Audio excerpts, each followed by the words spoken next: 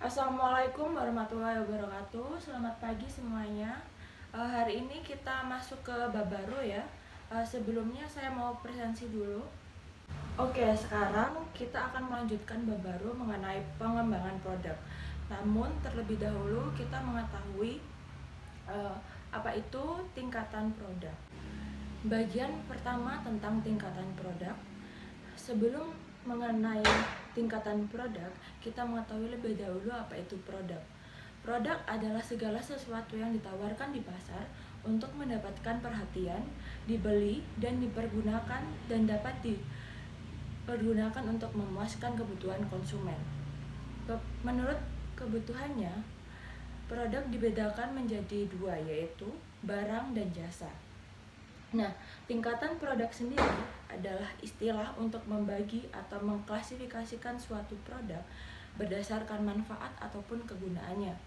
Hal ini bertujuan untuk memudahkan marketing dalam menyusun strategi pemasaran yang tepat. Tingkatan produk akan membuahkan sebuah hierarki yang akan menentukan positioning sebuah produk. Nah, contoh dari tingkatan produk yang paling mudah adalah analogi dari pembelian suatu HP atau handphone.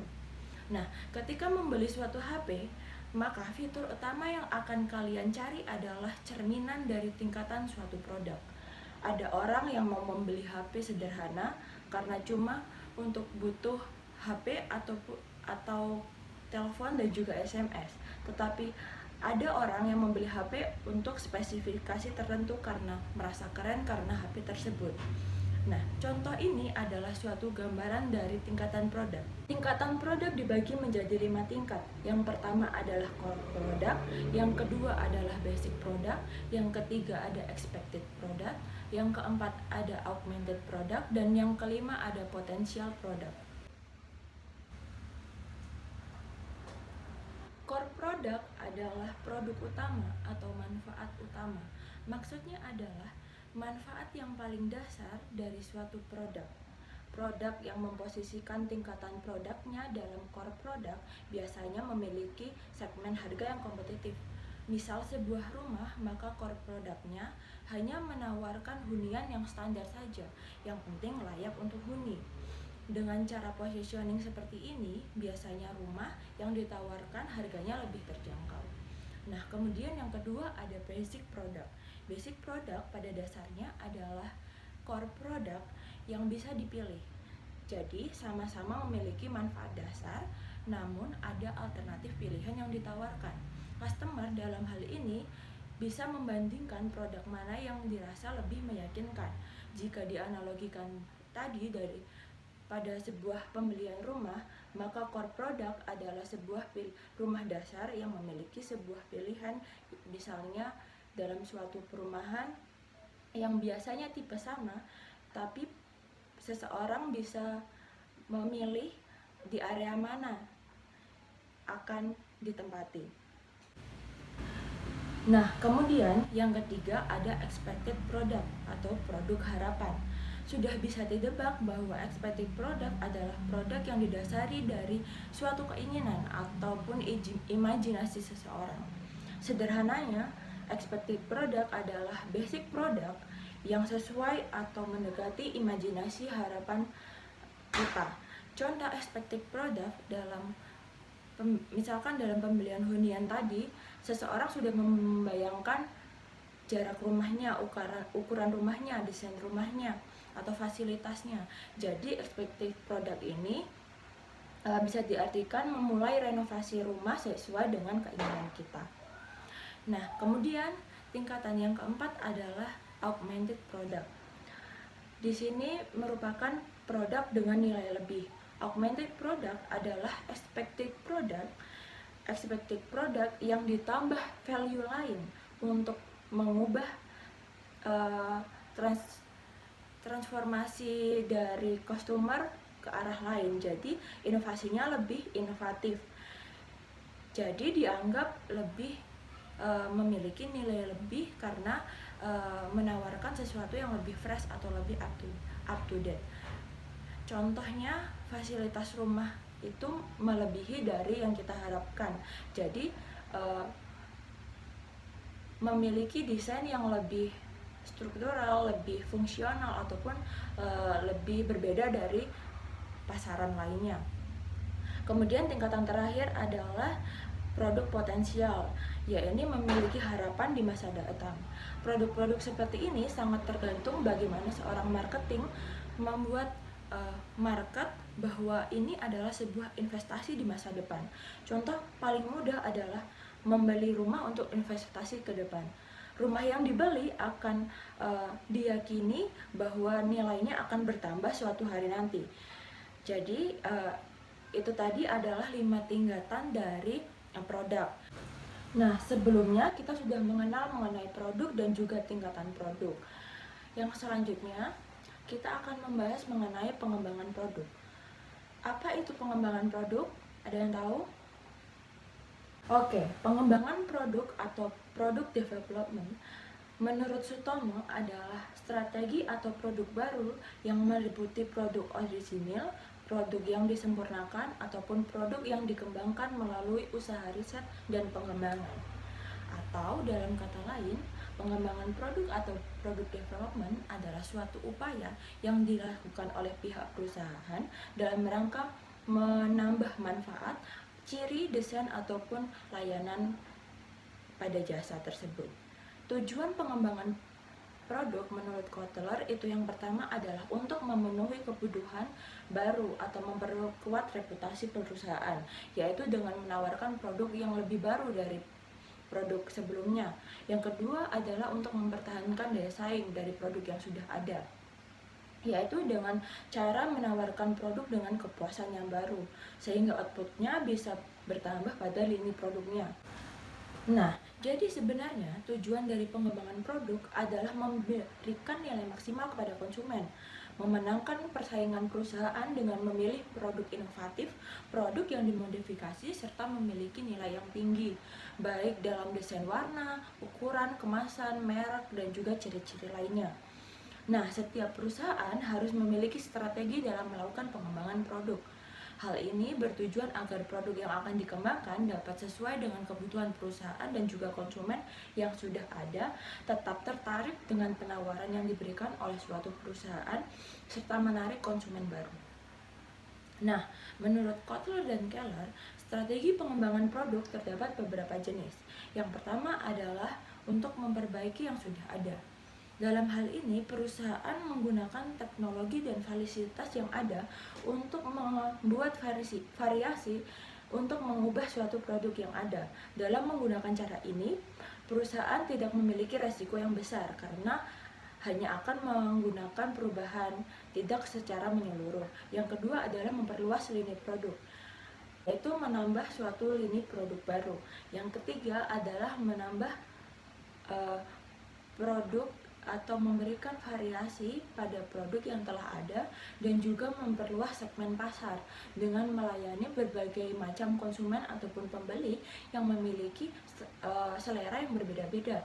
Yang keempat adalah meniru strategi bersaing. Pada cara ini, perusahaan meniru kebijakan pesaing yang dianggap menguntungkan, seperti halnya dalam penetapan harga.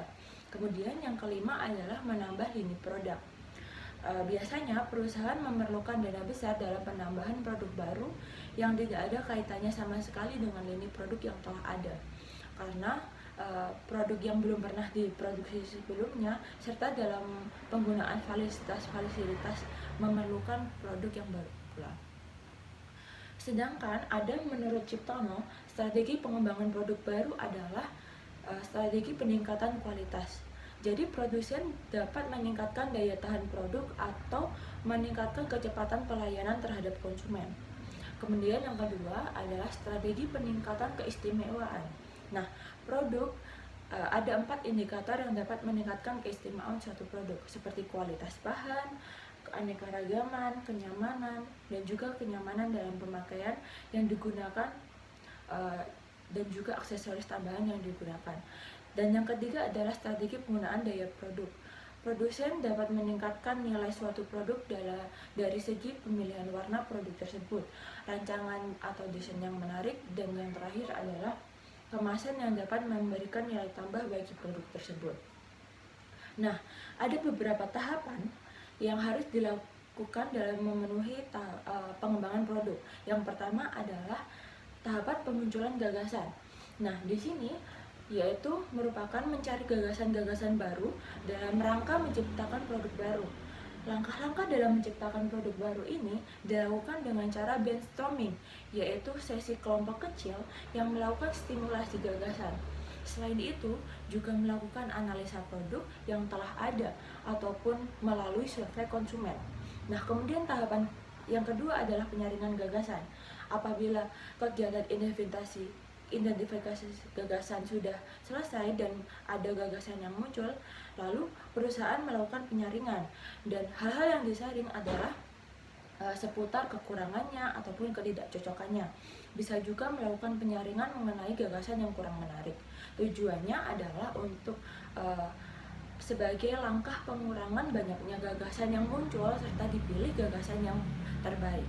Tahapan yang ketiga adalah pengembangan dan juga pengujian konsep, ataupun pada tahapan ini dilakukan pengujian konsep produk kepada para konsumen. Selain itu, dalam tahapan ini juga mencoba melakukan pengukuran sikap konsumen dari usaha pengembangan produk ini.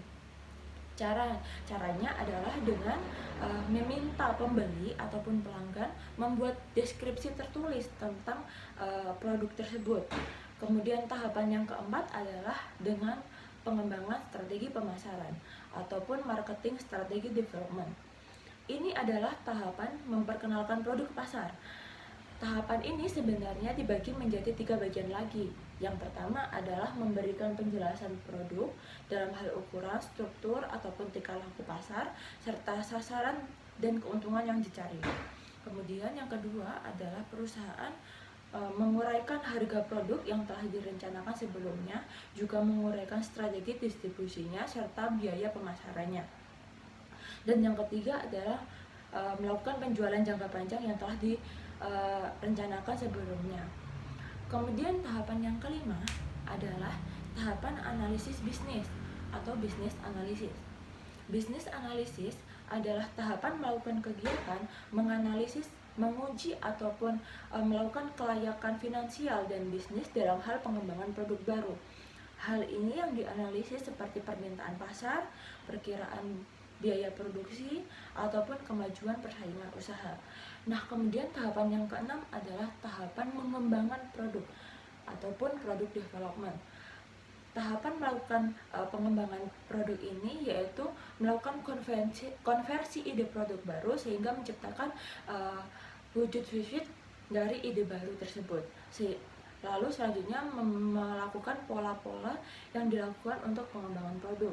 Selanjutnya adalah pengujian pasar ataupun tes marketing, yaitu melakukan konstruksi produk, melakukan pemilihan brand positioning, dan juga testing ataupun tes kegunaan. Tujuannya adalah untuk melakukan evaluasi terhadap kinerja produk dan efektivitas program pemasarannya. Dan selanjutnya adalah tahapan yang terakhir, yaitu komersialisasi. Ini yang paling penting, yaitu tahapan di mana pihak perusahaan telah siap sedia akan memperkenalkan produknya ke pemasaran yang akan ditargetkan sejak awal. Pada tahap ini harus dicermati perihal kecepatan penerimaan konsumen dan para distributor. Berapa banyak jumlah toko penyalur, bagaimana kemampuan produksinya, lalu bagaimana keefektifan promosi usaha tersebut. Begitulah tahapan-tahapan dari pengembangan suatu produk. Setelah memahami tentang tujuan, jenis, dan tahapan dari pengembangan produk, menurut kalian, faktor apa saja yang bisa menghalangi atau menghambat dalam pengembangan suatu produk itu? Ya, silahkan. Ya, untuk selanjutnya silahkan kalian sesuai dengan kelompok masing-masing. Saya akan share suatu bentuk masalah, dan silahkan masing-masing kelompok untuk memecahkan masalah sesuai dengan format diskusi dan juga format laporan yang sudah saya berikan.